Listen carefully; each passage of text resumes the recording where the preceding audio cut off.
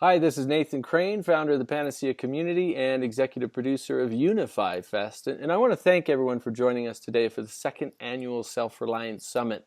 You know, this summit is really about bringing you real-world practical advice and inspiration for living more self-reliant, interconnected, and sustainable. It's really about building skills for the new world that we're all a part of and helping each of us realize how to live in more harmony with the planet. And today I'm really excited to introduce our next speaker, Sam Coffman. I've been able to work closely with him over the last couple of years and see the work that he's bringing to the world. And it's really, truly inspiring. And he's one of the more practical, hands-on guys that I know. So I think you're going to learn a lot from today's interview. Definitely encourage you to take notes. Sam began his medical education in the military as a U.S. Special Forces medic in 1989. At that same time, he became highly interested in herbalism as a way to provide health care in remote regions with a minimum of medical supplies, both for acute care and trauma, as well as for chronic conditions. This was the start of a long journey into the world of plant medicine for Sam. And then he founded and now runs the survival and herbalism school called The Human Path, which I've actually been to.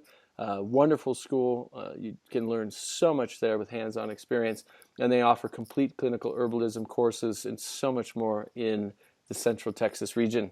Hey Sam, thanks so much for joining us today, man. Thank you for having me on again, Nathan. It's great to be.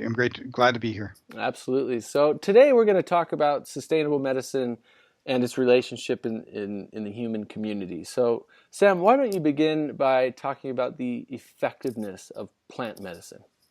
Sure. I think that's one of the areas that people first have a question when they're thinking about plant medicine. Oftentimes, herbal medicine, it's kind of gotten a reputation of being, something that we've gone through a number of different transitions in the United States, particularly over the last 100 years. And one of the kind of the reputation pieces that have come out of kind of the post 70s, 80s area that kind of that has been that it's really not necessarily effective. It's and I think that is we're kind of entering a new age where people are not, no pun intended there, but we really are entering a new a kind of era or a paradigm in terms of how we think about medicine, how our body responds to medicine. And I think the biggest shift that people have to make when they understand how plant medicine is so effective is the fact that plant medicine is not applied in the same way that pharmaceutical medicine is, but rather it's sort of like you go through the looking glass and look back at the body from the other direction and say, oh, rather than trying to take a pharmaceutical and make it do something in our body, we take a plant medicine and it helps our body to do something. So in other words, we're changing the terrain or the actual environment, the ecosystems internally in our body that allow our body to do what it does best, which is to survive and to heal and to grow and all the things that our body does, without which we wouldn't live. Or, I mean, if you doubt that our bodies do that, then consider that even the best surgeon in the world would be a mass murderer if our bodies didn't heal, right? I mean, this is basically what our bodies do. So that's the first perspective kind of change that I think people have to have.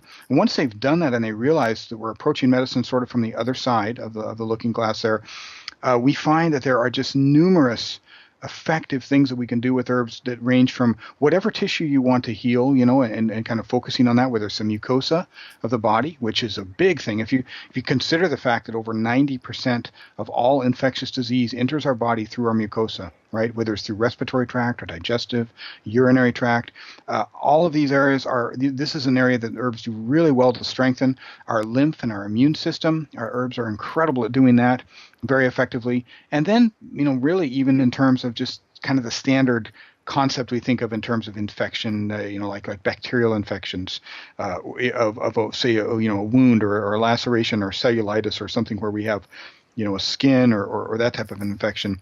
So all of these are areas where herbal medicine is kind of this area that again, has kind of been neglected for probably 8 or 9 decades. If you go back to the 19th century, you see that herbal medicine was being used effectively as part of the culture of the medicine culture. And so it's starting to come back into that. And I have been working with this for over 25 years, as you mentioned, in every wide range of remote applications. By remote, I mean in the wilderness or in the woods or in other countries or in areas where we just don't have what we would term higher definitive care, meaning pharmaceutical medicine.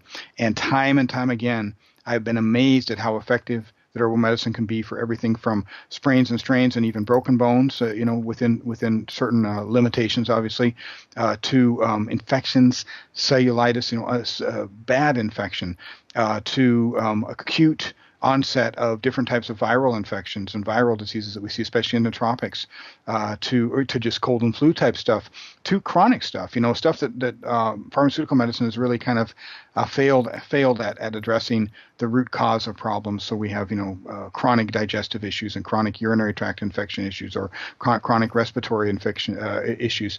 All of these things, but finally, what I would say is the effectiveness of herbal medicine. Not only do we have to take into account that paradigm or that thought shift that I mentioned earlier, but also the fact that herbal medicine is part of a whole picture of the body. So as it might sound kind of a cliche to say holistic healing, but it really is.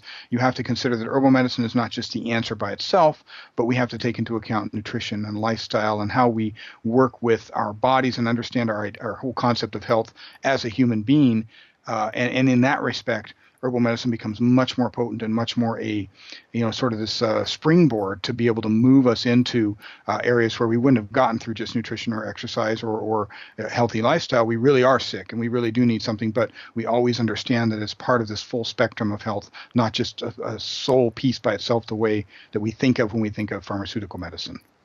Right. Yeah, it's truly a perspective shift, and it really requires the desire to want to understand the health and the healthy ecosystem of the human body. Because if you think you can just survive on, McDonald's hamburgers and French fries and soda and high sugar diet all day long, and then just take herbs when you're sick, the herbs are definitely going to help you. The plant's definitely going to help you, but you're still going to have the detrimental side effects of eating all that grease, all those toxins, all those GMOs, all those pesticides, the highly processed food, the high sugar, all of that stuff is still going to be poisoning your body. So like you said, it really requires that perspective shift of saying, look, this is a whole health system that we have that's all working together in harmony. And when we support that internal system so that it does work in harmony, it does what it's supposed to do, then you don't get sick. You don't get diabetes. You don't get heart disease. You don't get these types of chronic illnesses we've seen on the rise, especially here in the West. What I find fascinating, Sam, is I know you have this tremendous wealth of knowledge. A lot of the plants that you're very knowledgeable about, I know, are here in the United States. And I don't know, you probably know a lot in other countries too, but I do know that like Chinese medicine, for example, I mean, they have, I think, 5,000 years of empirical research and data and study on plant medicine that now our scientists are like going down the list and going, yep, that's right, yep, that's right, yep, that treats this, yep, that supports the liver, yep, that, and basically, people like already have done that for thousands of years and identified, plants supporting all these things, and now our science is backing it up. That's right. We find that time and time again that really, science, quote unquote, is catching up to some of the things that have been common practice in herbal medicine. We find that in the West as well with leaky gut syndrome, for instance, and small intestinal bacterial overgrowth or small intestinal fungal overgrowth, things that herbalists have been talking about in different terms, but still talking about concepts for probably close to a century, and then when it finally did come to something that actually became a conversation, was denied vehemently, and now is finally starting to be accepted even in the most conservative medical circles of orthodox medicine. So we find that time and time again. But then I back around again to this concept of linking, in order for herbs to be effective, linking our body to, or linking our mind to just this higher concept of what health is supposed to be. And you gave the example of the McDonald's diet, and that's perfect. But you take it even a further step and say, well, like the person who's been smoking for 40 years and is 250 pounds overweight and has shortness of breath every time they walk up a flight of stairs, of course, right, and COPD onset and those kinds of things. And if you went to an orthodox an orthodox doctor, maybe not so much now, but fortunately things are changing. But say 20 years ago, the answer would have been, well, there should be some sort of a pharmaceutical to fix that. And the same person would come to herbal medicine and say, what's the herb? Give me an herb that I can take that'll fix that. Well, there is no herb that'll fix that. Obviously, that's ridiculous. And there should be no pharmaceutical that could fix it either.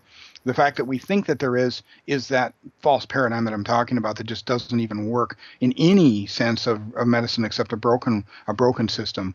So part of herbalism's effectiveness, I guess my point to all that was a really long-winded point, but is that we really have to kind of shift the broken pieces in our mind first to understand how effective herbal medicine is. And it's not because it's juju or some magic or anything like that. It's just that our minds, our whole system, and our whole perspective has been really, really, just kind of propagandized slowly, whether with intent or not, over the last century. That goes all the way back to the Flexner Report of 1910 and the changing of how our medical systems were actually set up, and the fact that pharmaceutical companies were allowed to create the curriculum for our medical schools, and medical schools were only allowed to be tied to major universities. It became something that only rich white males were allowed to do for decades. So no longer was the idea of the community doctor and the person of color or a woman or female, in any community becoming some sort of a healer. Those days just kind of vanished, right around the first couple decades of the 20th century, and all of this was kind of this cloud that came over it. So we're all born, 2 or 3 generations later, thinking in a false way, So that's the biggest thing I think that herbal medicine offers us, is that it gives us that pathway back to a healthy mindset and a connection to the earth as medicine, the earth as food as medicine, clean air, clean water, these things should be just common sense, but they really have fallen out from being common sense, Right. So taking a look at like your patterns or structures that you follow, is there a particular set of or particular type of pattern that you follow that can be repeated from community to community? Yes, and that's a good question. So, in terms of the health of a community, of course, we have a term for that. We call that epidemiology, and that's the study of where disease processes come to. And so from community to community, you see a pattern. Absolutely, you see patterns. You see patterns in behavior. I'll give you an example. I won't name the community because I don't want to embarrass anybody or anything. But we were at a community, not in this country, and it wasn't all that long ago. And there was this specific pattern that came up over and over and over again of these horrible digestive issues, and at the same time, this depression and just mental, kind of a what's the word I would use for it? Just there was this kind of this mental cloud over the whole community of just hanging on to things and having something this really strong kind of traditional based mindset and culture, and at the same time eating these foods and not only the food that they're eating, but really the kind of the way in which the foods are being prepared, and we find these just horrible digestive issues. Just over the period of decades of people living this way.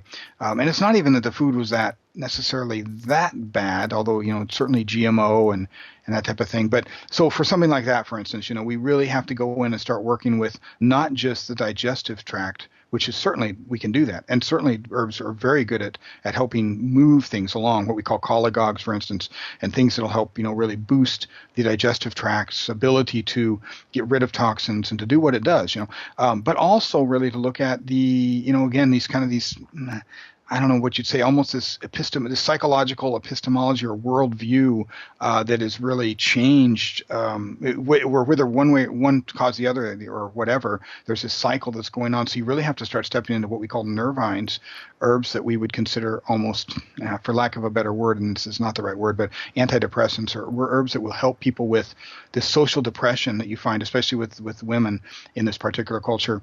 And how do you get that? How do you change that? And it's not like you can just go in and change one thing. You have to go in and kind of gently change several. And I think this is where that link, you mentioned Chinese medicine, oftentimes when they talk about energetics, it's the idea of balancing the energetics, and sort of the same idea, even if it's Western herbalism and a Western approach of kind of balancing all of these things that have fallen out of homeostasis or fallen out of balance in the body, in the social, psychosocial world, in the culture, and all these things that just are there. So that's huge, absolutely. And it might be water, it might be kidney problems from water, it might might be, parasites. That's oftentimes, and so if it's that, we don't even go. I mean, you can't go into a community where they've got parasite problems and expect to just give an herb for that or a medicine for that.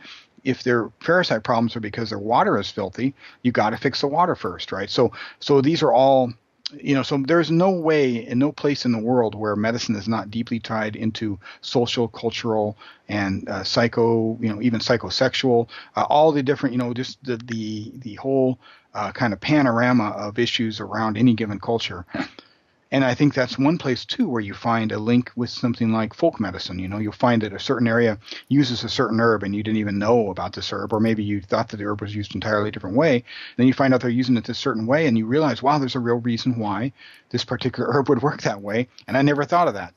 And this is one of those things that people kind of get, I think in America especially, get kind of, they're wound around the axle about, like, how can an herb be, if you go and buy an herb book, pick a herb book, and go, and especially like what I call copy paste herbalism books, and there's hundreds of them out there, and open up to an herb and it'll say it cures this and that and this and that, it's like gout and heart disease and cancer and rheumatoid arthritis, and you're looking there and saying, what in the world, how can this possibly be true?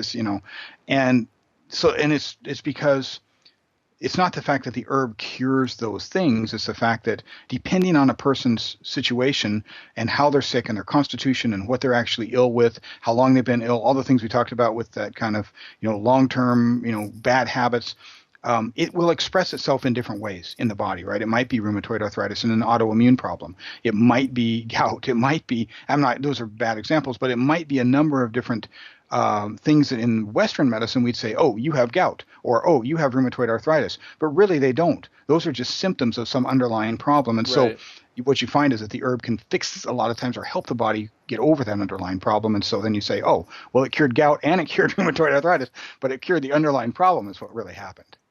Right, right. Like it may have gone in and actually, really supported like the blood flow pathways, or, maybe made your heart start pumping more blood better, or, things like that. I mean, I know what you're saying in terms of what we're looking at here is the root cause of the issue, whereas, Western medicine, pharmaceutical medicine, they look at the symptom and then they try to create a drug to help alleviate that symptom. So, they're curing symptoms, but obviously with side effects. And while that symptom may go away, oftentimes you find you have 2 or 3 new symptoms now occurring because the underlying condition was never resolved. And so the pattern that obviously we're talking about here, when you go into a community with your organization and you're looking to bring support and health and healing, you're looking at the root cause of the issues, right? And then you're addressing that first and then bringing in the plants to support the healing process.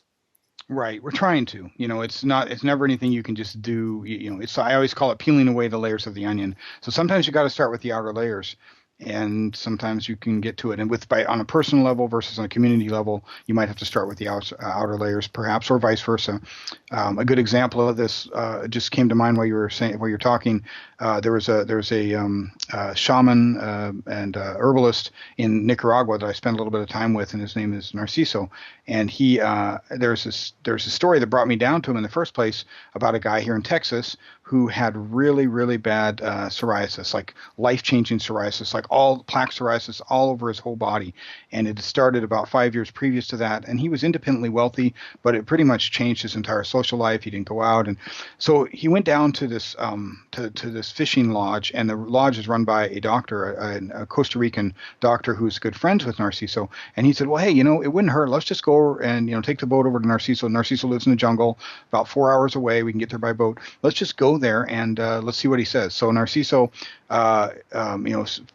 proceeds to, a couple days later, proceeds to talk to him and finds out, well, this guy, he'd actually had a really bad fire ant attack. Like fire ants had covered his whole body and bitten him. And I don't know what the details were. I don't remember, but he ended up in the hospital for about 3 days. They gave him a bunch of steroids, of course, to deal with all of that. And then like about a week later, this psoriasis started, and he had never had it previous to that.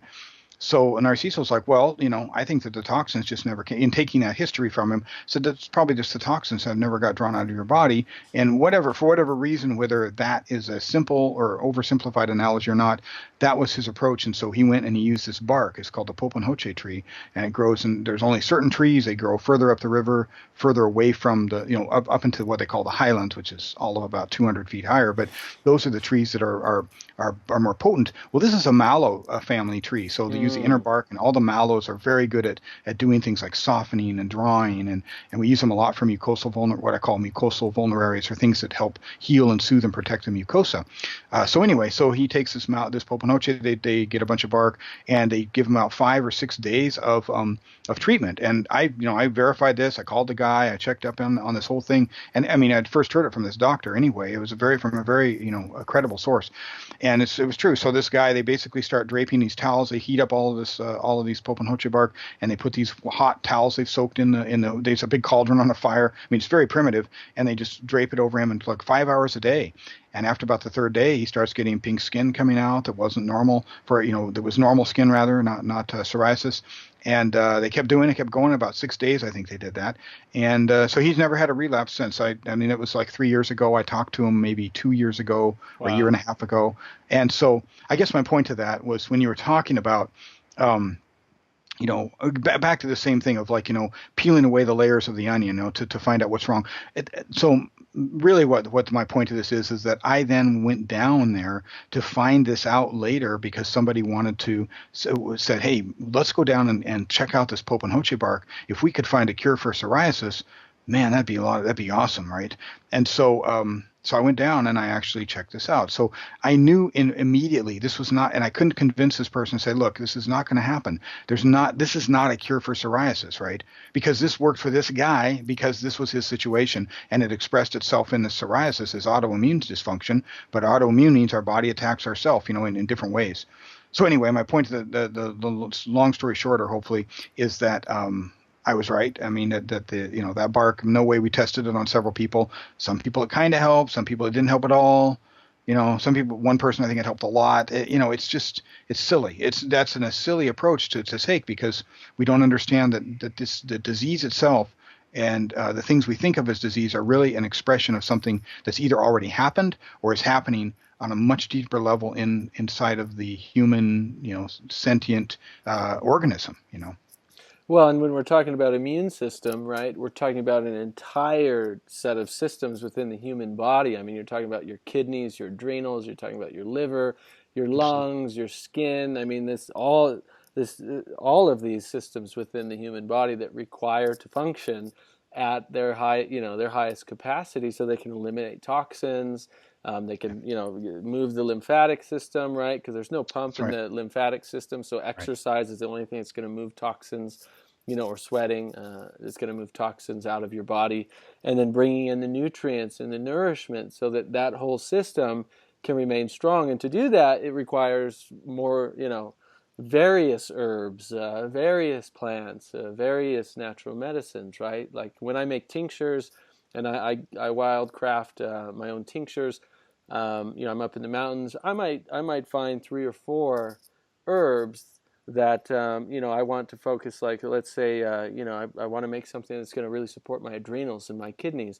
I might put three or four or five herbs together. Others might put 8 or 12. But really, what you're doing is not all of those are only for the kidneys and adrenals. They're also going to support maybe they're going to support your liver, maybe they're going to support your blood, maybe they're going to support your heart as well. So all of these systems are working together in unison and in harmony, right? Isn't that what it's about? It's really about supporting the entire system, not just one herb is going to cure everything.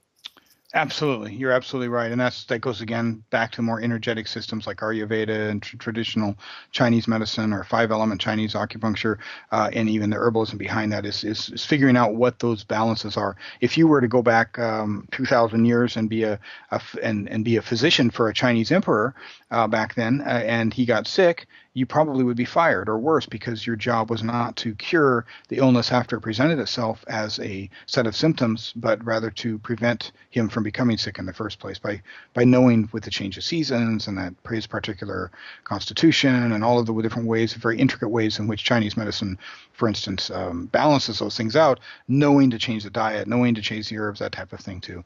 And you're absolutely right on the immune system. I just wanted to say it's true. There's not a single cell in our body where there's not an immune system aspect of our immune system present. So that's Mm. something to remember too. Right, right. It's every single cell. That's a good point. So, getting to the practical side of things, like what are some of the most important herbs you recommend people have on hand for, various conditions, issues, supporting the immune system? Just what would you recommend people have on hand at all times? Well, you hit the nail right on the head there. Really, supporting the immune system is the one big place where herbalism shines very early in the game. In other words, it's something where you can, with a very minimal amount of knowledge and training, do a really huge amount of an effect on your own body. I mean, this is for why even in my basic or online herbal courses, we make a tincture usually together. We do percolation tinctures. It's online, but we send all the materials to students. So you make a percolation tincture. Well, we have about 6 or 7 herbs that you percolate, and then we put them all together in a formula. And that first formula that we always do is a lymph/immune formula. Mm. And the reason we do that is because it's such a game changer for so many people. I get emails and phone calls and always I get feedback from people to say, wow, we haven't been sick in our family for like 2 years since we started using this lymph tincture. And it's not something that you take every day, obviously, but it's that concept that we have, again, back to this paradigm, this false paradigm, we have this understanding of health where we say, hey, let's give it whatever. A flu virus has a 48-hour incubation period, as though during that 48 hours, the flu virus just sits around looking at his watch saying, well, I still got 38 hours. During that 48 hours, you've got your body's under massive attack. So if you are able to sensitize yourself and understand, hey, you know what, somebody just sneezed in my face and I just feel like I need to go home and take a shower. That feeling, trust those intuitions, and you're taking a lymph tincture, getting some sleep, getting good nutrition, you're going to find yourself just not getting sick. So I would say the lymph movers and the immune stimulant type herbs are really high on that list. So, and as an example there, what I like to use a lot, and some of these are fairly toxic in higher doses, but in small doses and in a formula, it's fine. I'll start with one of the most toxic ones is poke root, or any part of the poke. I use poke in different ways. I use the berry, I use the leaf, but the root is what I normally use in the lymph and immune tinctures. It's a very, very potent. You mentioned exercises, how we move our lymph, and you're absolutely right. It's not pump driven. So our diaphragm and deep breathing and exercise are ways we do that. There are also herbs that help to move the lymph, and so poke root is one of those. So we use poke root. I like to use in any kind of a formula with the lymph or immune. There's about 3 or 4 things I want to do. One is I want to move the lymph, and that would be something like poke root. And I'll talk about a few other herbs that would do that too. Another is I want to support the liver in its quest to detoxify the body, because as we start breaking down toxins, who takes charge of that? What organ system works with that? Well, that's the liver. And then I also want to support the kidney, because in the end, the kidney also helps flush the toxins that are water soluble out of our body. So we want to support those 3 systems at a minimum. And then I also one other thing I like to do is to be able to boost our innate immune system and maybe even our adaptive immune system. So in other words, our macrophages and white blood cells that are the kind of the initial recognition of self from non-self that happens in our body, or neutrophils and macrophages, and then also and to heighten their activity, and then also our T cells and B cells. So let me go down that list then. So poke root as a lymph mover absolutely works real well. Stillingia, or sometimes called Queen's Delight, the Stillingia texana that grows here is another one. That's Stillingia. That's a good. I'd like to use that as a lymph mover. Ocotillo, for those of you who live in the Southwest and the South, Ocotillo is a decent lymph mover. What part of the ocotillo do you use? The bark. The bark. Yeah. And the Stillingia? Stillingia, the root. The root. Okay. A mild one would be something like red clover. We use the red clover flower. That's a very mild lymph mover. You can just eat those fresh too. They actually taste really good. They do. They taste really good. Yeah, they're very good for you. So absolutely. And then another one is cleavers. A lot of people are familiar with that, or it's called bedstraw as well. Gallium apirini is a mild lymph mover as well. So that's a lot. That's fine for lymph movers. Then let's talk about stimulating and working with the liver. We want sort of gentle immune or liver support. Burdock root is one of my favorites for that. It's very gentle, but it helps stimulate the liver.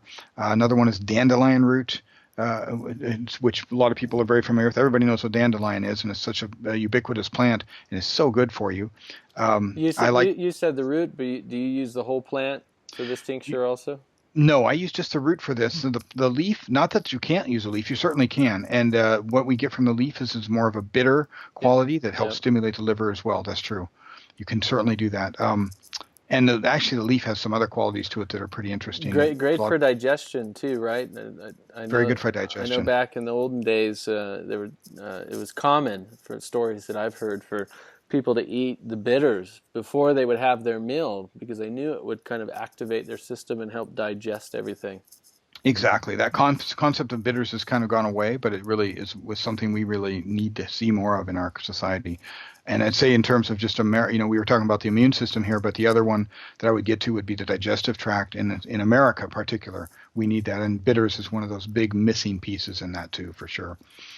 Um, so dandelion root, burdock root. I like to use plantain leaf for liver support, and you could also use something like milk thistle seed for the liver support. And you don't have to use all these herbs. I'm just giving you some different herbs in each category, so you can pick and choose. So those are all useful. Milk thistle is one of those that's very useful in many different situations. From poisoning and food poisoning all the way to liver support for things like Hep C or alcohol like cirrhosis of the liver. Very useful that way. So it goes very well in there. And then the kidney, dandelion root kind of helps us with the kidney as well. It's a good diuretic, and cleavers is as well. Cleavers helps us that way as well as a diuretic. So these are herbs that are kind of they fulfill more than one kind of column in those columns or the functionalities I was trying to present this with. And then probably one of the more important columns or concepts that we're trying to do here is stimulate the immune system in general. And some of the herbs that do that really well would be echinacea, which many of you are familiar with, I'm sure. Echinacea angustifolia root or purpurea tops or many others. There's about 13 species of echinacea. But the echinacea itself increases the macrophage count in our body. It also increases the macrophage activity. So you could think of it as really boosting our immune system's ability to fight off invaders. And then another one that does that very well is bone set. That's Eupatorium perfoliatum, and that's a very good white blood cell booster as well. And then finally, I would say Not comfrey, right? Your bone set no. is different. That's no comfrey is known That's as correct. bone mender, but you're talking bone set is a different herb. That's correct. Bone set actually gets its name not from setting bones, but from it used to be used and still is used for things like dengue fever. Dengue fever used to be called breakbone fever. So it's very good for bone set is superb herb for things like cold and flu, really bad viruses that are even hemorrhagic viruses. I would use bone set in a number of different hemorrhagic viruses from dengue fever to to chikungunya or to even the Zika. To even if we didn't have anything else, it would be one of the ones I'd have in my lineup for something like a dengue fever. I'm sorry, Ebola as a hemorrhagic fever. Hemorrhagic, hemorrhaging, but of what? The brain? No, normally it's an issue with the platelet count in the body, and so it's hemorrhages. So it's like a person starts to get bleeding first in just in the capillaries, and so it becomes spots and bleeding. I mean, it could certainly be any system of the body that can spread to, or that could be affecting. And certainly in the case of other organs, the kidney, especially liver, or even brain, then that can be obviously fatal. But it's usually not the reason that people die from a hemorrhagic fever isn't from the bleeding itself. Okay. And not all fever, so dengue fever is considered a hemorrhagic fever only because about 1% of the population that gets dengue fever can actually have that hemorrhagic, effect, or that you can see that hemorrhagic effect on. So those are two. The other one it would be what would consider for more for the innate immune system. So things like our supporting our T cell count would be astragalus. Pretty popular herb with Chinese medicine that comes to us. It's a pea family plant. It's very it's easy to grow. It's a great herb. And so that'd be kind of the immune system support type diorama that you could just, you can pick and choose herbs that fit into those different functionalities and put that together into a formula. I usually like to have about 6 to 7 herbs in a formula. And these are obviously, you can make tinctures from it. You could make tea from it, right? You could. Now the Salve, thing is, like a some of those, yeah. So some of those things, though, as a tea, are really hard to take. I mean, they're going to be a little bit on the strong and the bitter side. burdock, and yeah, that's a tough one. Poke would be real bad there. Dandelion and It's poke, and but yeah, that's a nice, real strong one. very much so. And bone set also real strong, real bitter, hard to take. So it's easier to do those as a tincture or an alcohol extract if you can, if that's and you can. I mean, the point is that that's actually that aspect of medicine making is very easy. It's a very easy way for just about anybody to get into medicine and understand how to do it. You can just take all the herb and throw it into a blender and put in some alcohol, 40% alcohol, so like 80 proof alcohol. Just get some cheap vodka if you wanted to, and then let that sit. Shake it up about every 2 to 3 times every day, and let it sit for about 3 weeks, and then strain it. And there's your tincture. Right, I've that's a real simple way. I've been using a generic vodka brand, but I recently found out that most potatoes grown for vodka are GMO potatoes. So I'm going to start buying organic vodka now for my tinctures. That's interesting you say that. I found too that just because I usually use grain alcohol and then I mix it down from there with distilled water usually or filtered water. But I used to say there was no difference between say grain alcohol, pure grain alcohol like Everclear and organic. And it used to be I wouldn't have been able to pass a taste test between the two blindfold tests.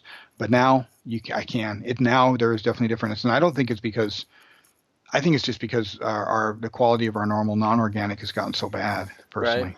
right. Well, definitely. And but you talked about percolating tincture. Yes, Now, I like to how do you percolate. do Yes. that? So, well, for that you have to dry the herb and then you powder it and then you put it into a funnel and then you just basically pour your water, just like percolating coffee, ground through grounds. Yep.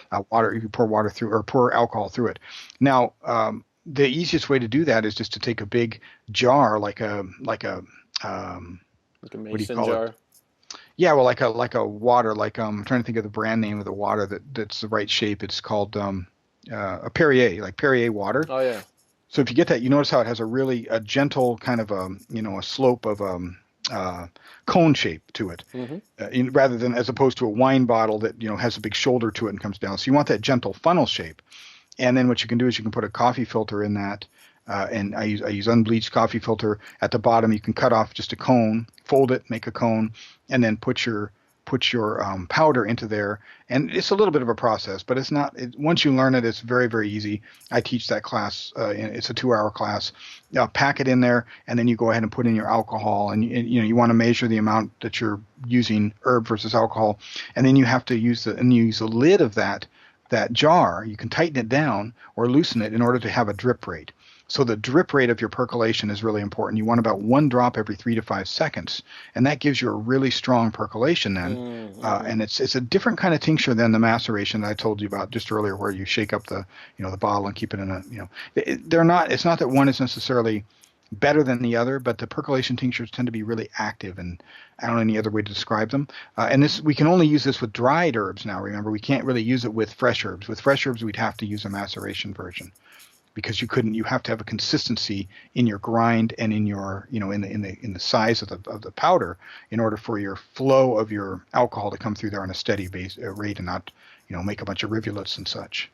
Well, listen, Sam. I know every time I get a chance to speak with you, I learn something new, and I appreciate that. I know you're just a wealth of knowledge, and I do encourage people to go out and check out the Human Path. Take some courses from Sam. I mean, he knows more about self-reliance and herbal medic and how to be live sustainably and self-reliant in any kind of situation, whether you're lost in the wilderness or you're just trying to live more sustainably on the land than probably most people I've ever met. So excuse me, I always appreciate spending time with you, and I think we covered a lot for the purpose of today's interview. I hope everyone listening got a lot from it. I took some great notes. There's some new herbs here I'm going to try that I haven't used before, and a lot that I am familiar with. So thank you for that. And I do want you to take just a moment and talk about Human Path and your organization and your school and how people can get involved.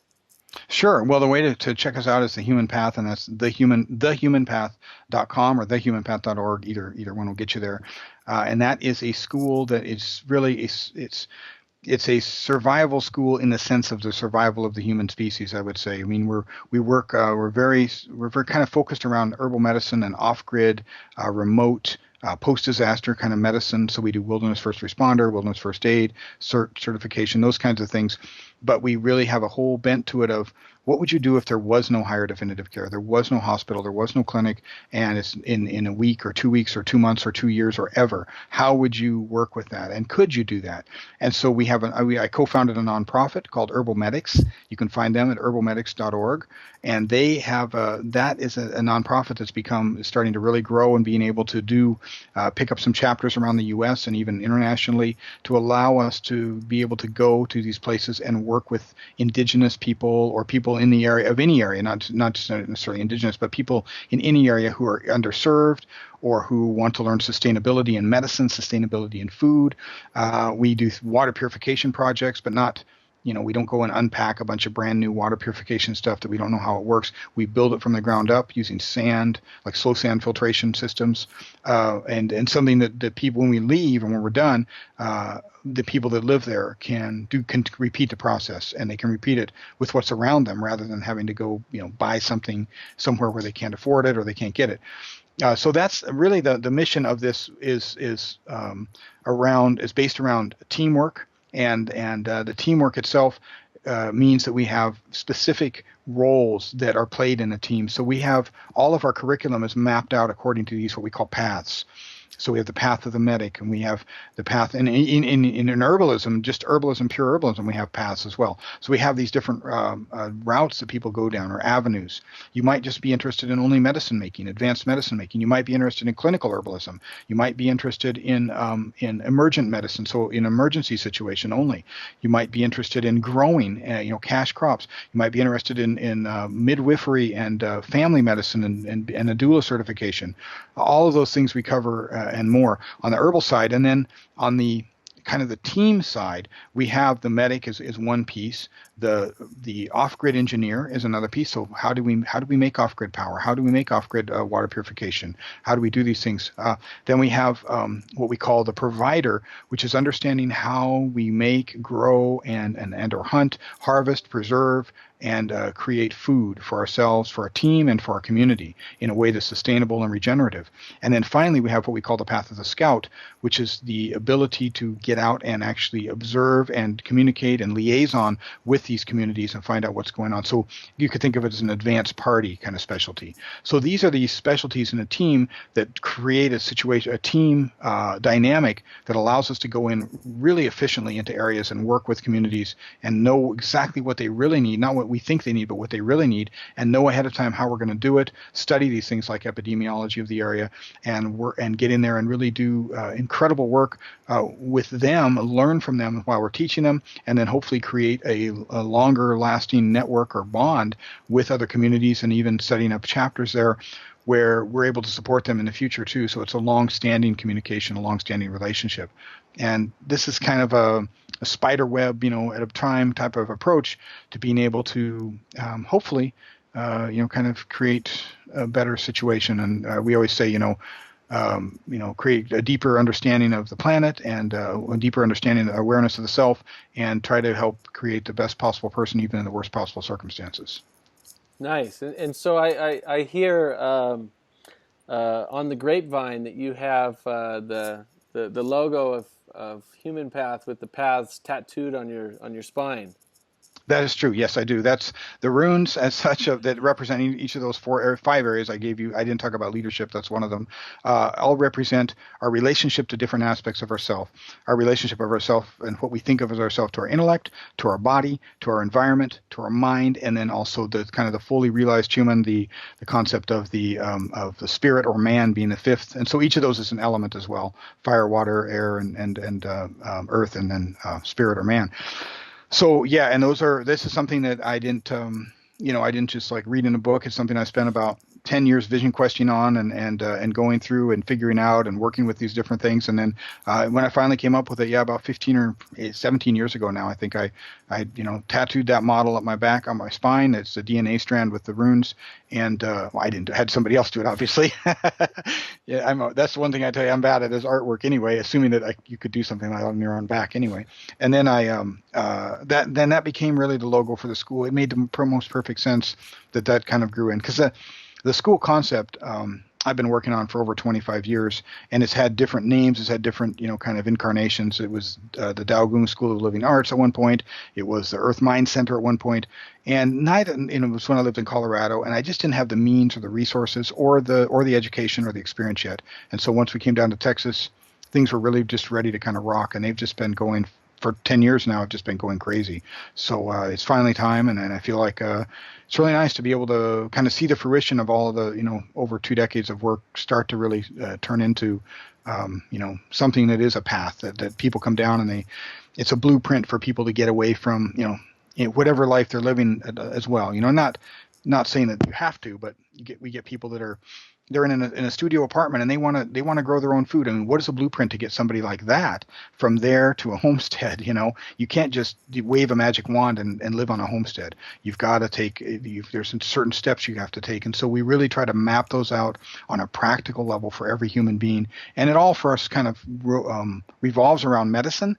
But again, food is medicine, and learning to grow and learning to support the earth in a regenerative way. All of those things map into medicine. So, the subject of medicine is honestly as wide as humanity itself for me.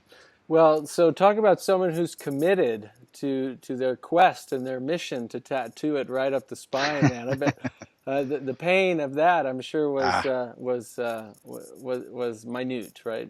Yeah, that was nothing. So here's the thing. I tried finding a picture of it. I couldn't find anything online. So I think you're gonna have to show us your tattoo, man. I'd rather not, but Come on. I don't know if you can see it with my hairy back. Anyway, I'm like a bear. All right, fine. If you don't want to, I know I've got a big piece on my ribs from my armpit all the way down to my waist, and that was like, I think we did 7 or 8 hours straight, nonstop. No painkillers. It was an all day thing. It did the coloring and everything, and I just had to go to another world in my mind to transcend that pain. But it shows the level of commitment to the work that you do. So that's pretty awesome. Yeah, thank you for committing yourself to this important work. Well, and I think that's where we all should be. As humans, we need to figure out what it is we want to do, what it is you're here for. Everybody has a calling. Everybody has a higher calling of some type. And really your mission in life, I think, is to find that, first of all. Then once you've found it, to live your life as though you'd rather die than not do it. I mean, that's what it takes in order to be able to, I think, get through to the other side of what it is you're trying to do. And I'm not saying that that's the secret to life, and everything is going to be, utopia after that by any means. In fact, sometimes things are a lot harder because of it. But finding your calling is, I think, what if nothing else, if you're here for life, if you don't do that, it's like every breath you're taking is waste. It's a waste of time. You have to find your calling, and it takes years, decades. I mean, I knew what it was when I was 27, 26, but I wasn't able to really become what that was and start on that path until I was in my 40s. So. Right. Well, and all that experience from the 20s on was the foundation you needed to get you to where you are now. And Right. no, it's incredible to see, and the knowledge you have is always inspiring. So, but I'm gonna have to put out a challenge. I know everybody watching is gonna want to see your tattoo now. So, I All think right. I Yeah. think you're gonna have to ask your wife to shave your back and have her take a Okay. We'll do picture that. We'll have and a picture, and I can send it to you send then. it to Yeah. us. Sure. I could. You can always just go get the graphic off the website too. It might be I know easier. it's not the same, man. I'm telling you. No, this has been great, Sam. I want to share your website again with everyone listening. We'll have links below too, thehumanpath.org. Check it out. Take some of Sam's classes. You'll learn so much. And a couple other websites I want to share with everyone tuning in. If you missed some of the interviews on the Self-Reliance Summit and you want to own them, just go to the link. There should be an upgrade link on this page somewhere, or the selfreliancesummit.com/upgrade. And finally, come and join us in Santa Fe in September. We're producing a 4-day transformational festival dedicated to unifying humanity, celebrating life, and leaving the land better than we found it. So there's self-reliance workshops, there's basket weaving, there's medicine making, there's herbal gathering, there's herbal foraging and gathering of wild edibles. And then there's keynote presentations, and there's yoga and tai chi and qigong. There is music, and just on and on and on. We have indigenous leaders coming in and hosting ceremony. It's really a transformational festival dedicated to leaving the land better than we found it. So come and join us. It's called Unify Fest, and that is www.unifyfest.com, and there'll be links below for that as well. And Sam, as always, man, it's a pleasure. I so appreciate you for being here and sharing with our community. Yeah, thank you for having me again, Nathan. And wish I could be at that Unify Fest. I would love to be there if I didn't already have a book schedule that weekend. But I hope that goes really well. And I'm looking forward to the 2017 one for sure. Absolutely. Yeah, we'll see you then. And Okay. take care, and thank you everybody for tuning in, and we'll talk to you next time. Alrighty. See ya. See ya.